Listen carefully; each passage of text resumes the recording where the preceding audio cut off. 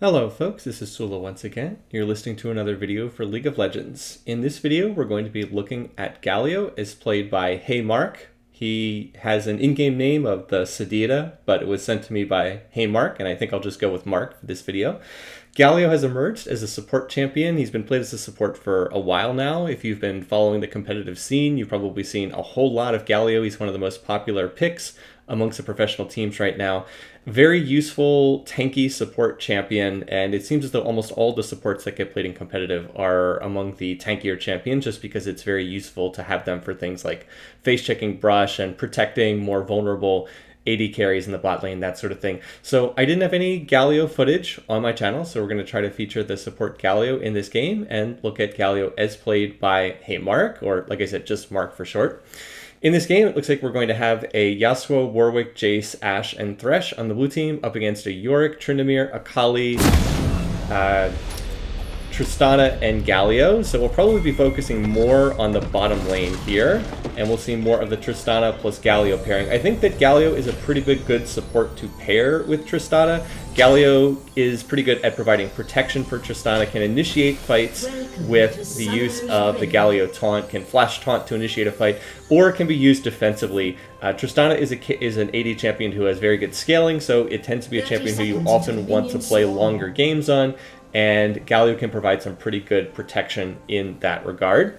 Now, I do have to mention one thing. This is being recorded in the 9.10 patch in Season 9, and there's actually a pretty big bug in this patch that's causing replays to crash. That happened in the last video that I recorded for YouTube, which some of you probably saw, and that is present in this game as well. There is a crash later on in this replay as well. I'm going to try to work around that by manipulating the timer, but it's also possible that I'm just going to run into yet another crash after that, so we're going to try and see what happens and get as much footage as we can from this game, but just be aware that there is a major bug with the replays in this particular version that hopefully will get fixed in the next patch, but it's causing havoc right now with replays all over the place. I saw it posted all over Reddit. All right. So what do we have in terms of Galio? As I mentioned, tanky support, good at initiating fights, good at providing protection for vulnerable ADs. Weaknesses is not very good at harassing. He really has very little harassment potential in lane. You pick Galio to all-in the other team's champions or to defend against an all-in, not to deal damage in terms of like poking at the enemy team. And so that's kind of what we have right here. Note that the Trist and Galio pairing are trying to push this mini wave. They're going to hit level 2 first, presumably. And we actually have Mark setting up for a gank. He's going to flash in and flash taunt, and that combined with the explosive shot from Tristana and the ignite, is it going to finish this off? Yes, it is. And so just a really nice initiation by Mark right there. He went for the flash taunt. He did pick his taunt, which we'll talk more about in a minute. Picked his taunt at level 1 and was able to set that up. He used his ignite. Tristana used her explosive shot. Trist is a pretty good champion at level 1. Now they get a taunt on the Ashe as well. Let's see if they're going to get that. No, not going to end up getting that. And yeah, the explosive charge. Use the explosive charge. So I had the double ticking debuffs on the Thresh, and that proved to be just enough damage to get the first blood, and that's helpful because their team has already given up a kill in mid up, but gets traded back right there, so 1-for-1 in the mid lane. Okay, let's look at Galio's some of the skills as we'll go through and do a run through of this champion. First, I'm going to highlight the passive right here, Colossal Smash. Galio's next basic attack deals magic damage to nearby enemies, and it has an 8-second cooldown. Cooldown is reduced when Galio's spells hit the champion. Right now they're being engaged on again, but a nice defensive taunt that time on the part of Mark, and that combined with a heal and a rocket jump from Tristana are going to get them out of a fight that looked a little bit tricky for them. It looks like they're going to go ahead and go back and purchase right now. So as I said, this is on an 8-second cooldown. Next basic attack deals extra magic damage. It looks like it scales off quite a few different things. The 62 is his base AD. The +9, it looks like a 0.50 AP ratio, and then it looks like he's got more scaling. I don't know what the purple text is. I have to check back on where else he gets more damage. But basically, every 8 seconds, your next basic attack deals bonus damage, and you can reduce the cooldown if his spells hit a champion. So pretty straightforward. Again, Galio, good at all-ins. This passive goes along with this. Not really good at harassing for the same reasons. Let's look at his taunt next, his W, because that's the skill we've already seen in action and is kind of the bread and butter of Galio as a champion. Shield of Duran. it has a passive and an active component. The passive component is after not taking damage for 12 seconds, Galio gains a shield that absorbs magic damage. Note that it does not absorb physical damage, just magic damage. You can see that by the little purple indicator on the health bar. In fact, we've got a fight going on over here in the enemy team's jungle, so let's keep an eye on this. Akali going in, can use that smoke cloud, but gets hooked by Thresh. Uh-oh, that's trouble. And yeah, not going to make it out of there. Now Mark's going to try to get out. And it looks like he just couldn't really do a whole lot. I don't know quite what Akali was doing that deep in the enemy team's jungle right there. Seems like that was ill-advised, to say the least. All right, so back to that W on the Shield of Duran. Because I mentioned there's a passive function. If you're out of combat for 12 seconds, you get a shield that absorbs magic damage. You can see the little purple indicator on the health bar, like the Morgana Black Shield, shows up there on the health bar. It's a little bit like a mini Malphite shield. This is similar to how Malphite's passive works, but Malphite's passive works against all damage, not just magic damage. All right, then there's the active function. First cast, Galio starts to charge. It is very obvious visually when he's doing this, but starts to charge up. Oh, and by the way, note the tower plates going on right here. Ashe and Thresh went back after that fight in the jungle, and doing what Tristana does, actually gets 2 tower plates off that. Or, that's 320 gold. Not bad to get this early in the game. Anyway, first cast, Galio starts to charge. He gets damage reduction from magic damage and half that amount from physical damage. Got another fight going on over here. Keep an eye on that. So half reduction from magic. You get 20% magic damage reduction at level 1. And 20, I guess it goes up with each point in the scale. Starts at 20%, then goes 25, 30, 35, 40% damage reduction. And you get half that from half that damage reduction from physical damage. Note that while charging, Galio does slow himself by 30%, so you do move slower around the map when you're charging this. Then there's the active. On the second cast, Galio taunts nearby enemy champions for 0.5 to 1.5 seconds. Longer taunt duration the longer you charge it. So if you charge it up for the full duration, you get a longer taunt as a result. If you just double click it really fast, you only get a half-second taunt. This also deals magic damage and refreshes the damage reduction that comes from the first cast component. So there's a lot going on this skill. It's, like I said, there it is there, right way. As I said, it's very easy to see visually. It's very distinctive in terms of graphics. This is the skill that Mark used to set up that level 1 play where he got the initial kill. It is quite commonly used for flash taunts or flash Ws. You set up in the brush, maybe where they don't have vision, and then you flash next to an enemy champion and get that full taunt duration. Really good at setting up plays. Also a great defensive skill. You're trying to defend underneath the tower. Enemy champ looks like they want to dive you. Suddenly you charge up your taunt, and they're forced to attack Galio. They pull tower aggression. You get the idea. So it can be a good useful skill both offensively and defensively for Galio. Very good at setting up plays and also good. Like I said, it's good for setting up an all-in and good for defending against an all-in. And of course, Galio is better at dealing with magic damage than against physical damage. So he's good against heavy magic damage comps. So we've got Warwick roaming around here. Note that there is a ward, so Mark and his Tristana partner can see that this is going on. And I'll also mention, while I've got a second here, that Mark is giving this first skilling priority. He is leveling this over anything else. There are a couple reasons for that. One, you get the bonus damage reduction. It does not increase the taunt duration. That stays the same, but you get more damage reduction, and importantly, it also lowers the cooldown of this skill, which starts at a very lengthy cooldown. I believe it's 16 seconds initially. So you want to be able to get off as multiple taunts in a fight if you get an extended team fight. So it's really helpful to skill this up first and get the cooldown lowered on the skill. Plus, of course, damage reduction also makes Galio much more tankier in the middle of a fight. All right, let's look at his next skill here. While there's not... Oh, no, we're going to have an initiation there. It's a Justice Punch initiation into the taunt. And just like that, going to set up a kill for Triss. Really nicely done. Triss going to rocket jump in, forces the flash out of Ashe, and is going to get that. Now, Warwick did take the Cloud Drake while that was going on. But again, a really nice setup for that fight. Use the E to initiate with the Justice Punch, then immediately into the taunt on Shield of Duran. Triss applies her damage, jumps on top of the Thresh, and he's not level 6. He doesn't have his ult. Not a lot he can do. Okay, so Warwick's here. They're going to use Warwick's ult into the Ashe ult. Heal coming out from Tristana. A great defensive taunt coming out from Mark. Now he's going to Justice Punch while trying to dash away. He's super low. Is he going to be able to make it out? He's down to 17 HP. Can he manage to run away? Oh, Ashe wants to come in. Why? She probably should be going for Trist. Oh, tanks 4 tower shots and... Okay, well, I guess that's one way to get a kill. I don't quite know what Ashe was doing there. She did not have any summoners up, and I guess she kind of walked underneath the tower and found herself in a sad spot. So yeah, that was, maybe that's not good on your highlight reel there.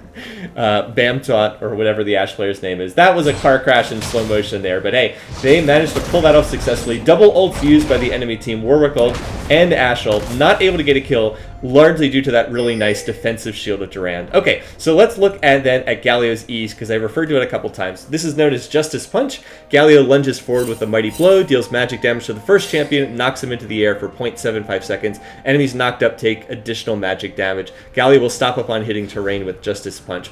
This is a kind of a strange skill to use. Galio will dash backwards a short distance and then dash forwards in a greater distance in the opposite direction of the way he goes initially. If he hits an enemy champ, he will knock them up in the air. So again, this is also how he initiates. You probably saw that a minute ago with the Thresh. He used the Justice Punch and then immediately used it into the shield of Durand. So get the knockup from the Justice Punch on the E and then immediately start channeling your W. As they come down from the knockup, you use the taunt so that they're locked up for, what, between the knockup and the taunt, you can get like, what is it, 2.25 seconds of crowd control, and that is quite a bit. Of course, also can be used to escape. You saw the Mark also using this to dodge out of that Warwick gank. He actually hit Warwick when he tried to dodge it, but still gives you good maneuverability on Galio.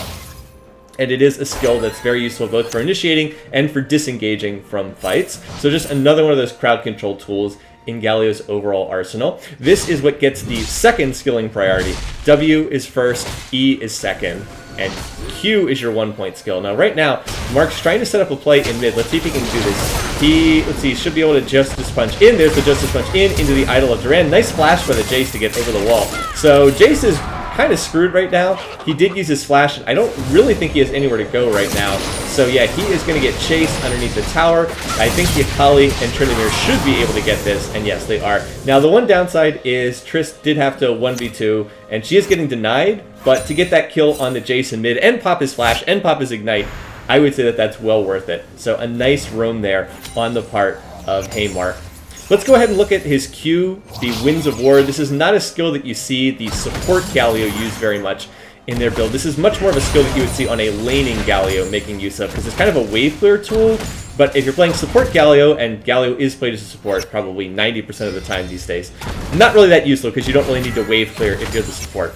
Anyway, Galio fires 2 Wind Blasts that deal magic damage. This is his harassment tool. Well, we're going to get another fight initiated right there. Justice Punch in, then to the taunt on the W, and we're going to see the nice defensive use of the Thresh ultimate into the exhaust, and it's not going to turn into a kill, largely because of a good defensive ultimate from Thresh, followed by using exhaust. So that does not turn into a kill, but a good use of getting out some of the ultimates on the part of the enemy team. Triss used her ultimate, used the Buster Shot, but nothing else used on their part. Did not use their Ignite, did not use any of their flashes. So in particular, when Triss and Mark get their flashes back up, they'll be in a good position to pick a fight.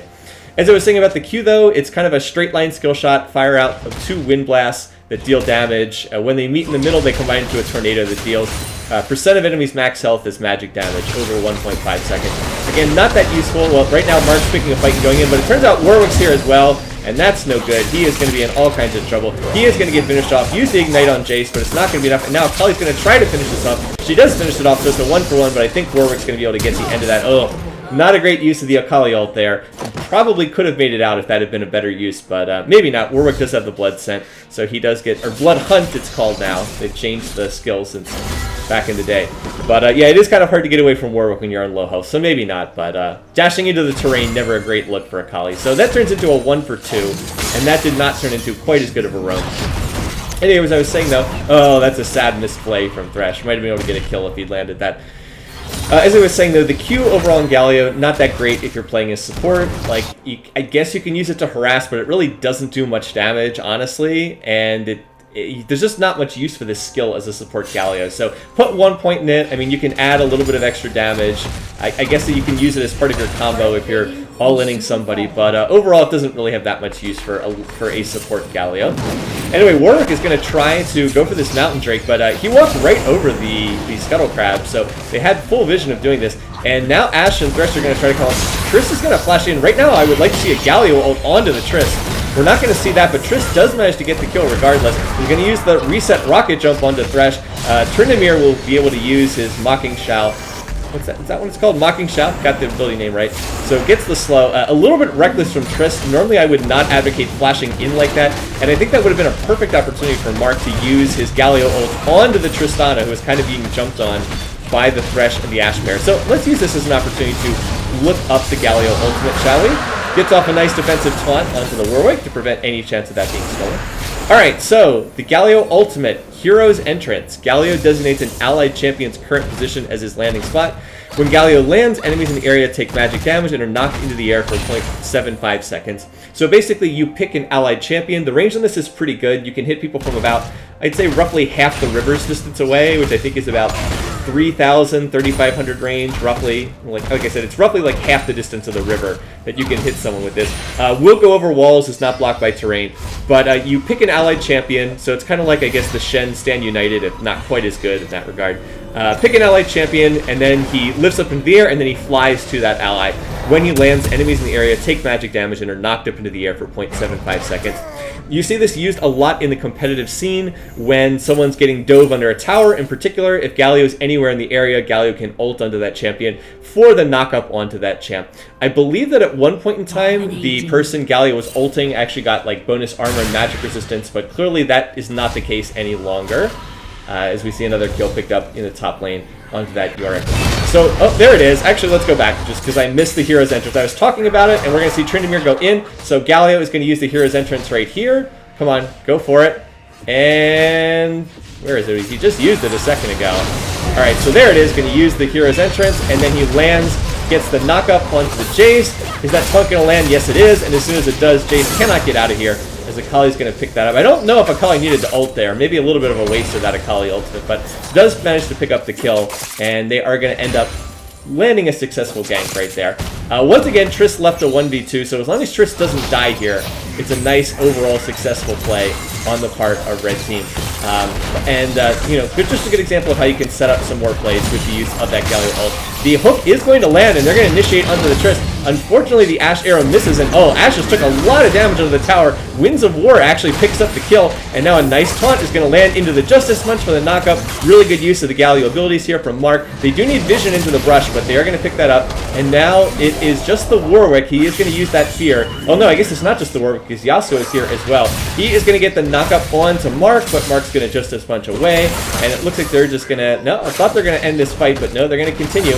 If they can get the taunts up on Yasuo, they might be able to claim another kill, but doesn't look like that is in the cards. So it's going to turn into overall a 2-for-0. I like the initial setup on the play against Tristana. Got the play into the Thresh ultimate. Unfortunately, Ashe whiffed on her arrow, and then Ashe tanked like 3 more tower shots, and at that point, Mark was able to get here and just kind of clean up the fight. So a really good use of some of the Galio abilities in that fight. Used quite well.